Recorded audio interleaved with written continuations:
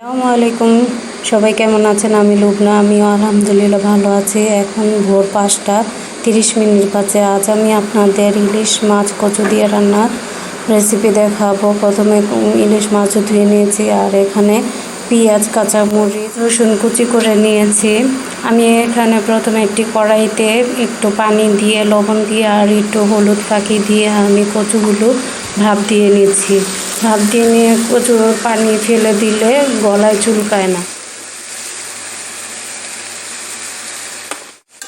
কচুটা ভাপ দেওয়া হয়ে গেলে আমি একটা কড়াইতে তেল দিয়ে নিচ্ছি এবং কেটে রাখা পেঁয়াজ, কাঁচামরিচ দিয়ে আমি ভেজে নিচ্ছি।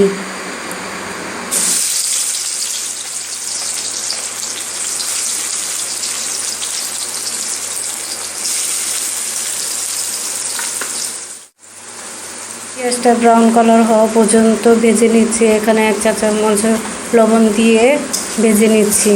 এখন 1 চা চামচ আদা রসুনের পেস্ট দিয়ে তেলের মধ্যে ভালো করে ভাজা করে নিচ্ছি, আদা রসুনের গন্ধটা যাতে না থাকে। তারপর সামান্য পরিমাণ পানি দিয়ে কষিয়ে নিচ্ছি। দেন কষানো হয়ে গেলে আমি এখানে 1 চামচ হলুদের ফাঁকি, 2 চামচ মরিচের ফাঁকি আর 1 চামচ হলুদ ফাঁকি দিয়ে মশলাটা ভালোভাবে কষিয়ে নিচ্ছি।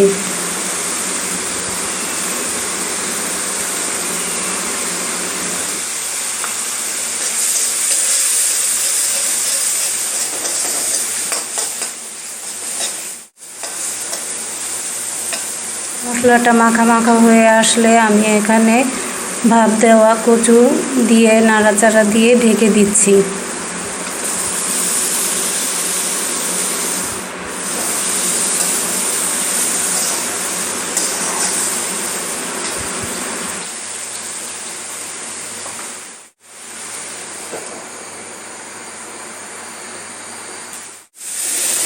তরকারিটা কষানো হয়ে গেলে আমি এখানে ঝোল পরিমাণ পানি দিয়ে দিচ্ছি। ঝোলটা বলক আসা পর্যন্ত আবার ঢেকে দিচ্ছি।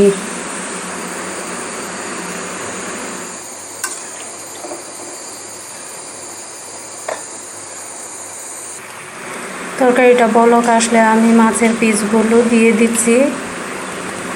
মাছের পিসগুলো দিয়ে আবার ঢেকে দিচ্ছি 15 মিনিটের জন্য।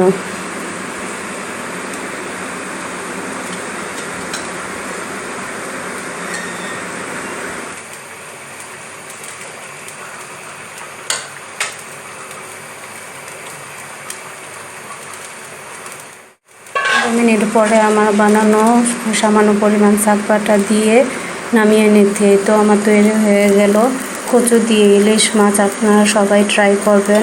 এই দিনে কচু দিয়ে ইলিশ মাছ খেতে খুবই মজা। আপনারা সবাই ভালো থাকবেন। আল্লাহ হাফেজ। আসসালামু আলাইকুম।